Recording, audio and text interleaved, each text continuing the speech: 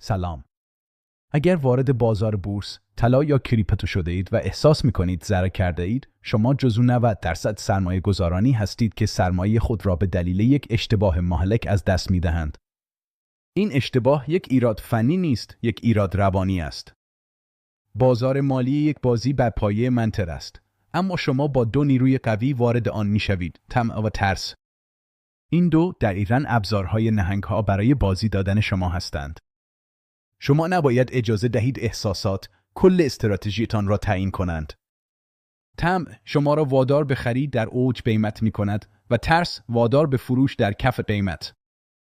بیایید ابتدا راهکار مبارزه با طمع را یاد بگیریم. مبارزه با طمع بسیار ساده است. قانون ثابت را جایگزین احساس کنید. هرگز وقتی سهم یا ارز محبوب شما در شبکه‌های اجتماعی داغ شده است، خرید نکنید. طمع را با روش میانگینگیری پلهای خنثی کنید. به جای خرید کل سرمایه در یک نقطه، آن را به 5 قسمت تقسیم کنید و خرید را در 5 زمان مختلف انجام دهید. با این روش شما طبق یک برنامه خرید می کنید، نه یک احساس. همیشه یادتان باشد، سهم نخر، بیزینس بخر. حالا که طمع را شکست دادیم، سراغ بزرگترین دشمن سرمایه می رویم: ترس. چطور خودمان را در برابر ضررهای بزرگ بیمه کنیم؟ دشمن سرمایه ترس است. 90% افراد وقتی بازار می‌لیزد، دقیقاً در کف قیمت از بازی خارج می‌شوند. راه حل استفاده مطلق از حد ضرر است.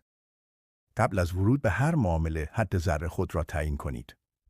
اگر بازار به آن نقطه رسید، بدون فکر و بدون احساس معامله را ببندید. اجازه ندهید احساسات به شما بگویند شاید برگردد. حد ضرر بیمه شما در برابر تصمیمات احساسی است. یک سرمایه‌گذار حرفه‌ای ضرر کوچک را قبول می‌کند تا از ضرر بزرگ در امان بماند. پس با دیگه طمع را شکست دهید و با استاپ لاس ترس را. شما با این دو قانون از 90% بازنده جدا می‌شوید. برای یادگیری تنظیم استاپ لاس به صورت کاملاً اتوماتیک، ویدیوی بعدی کانال ما را از دست ندهید. همین حالا سابسکرایب کنید.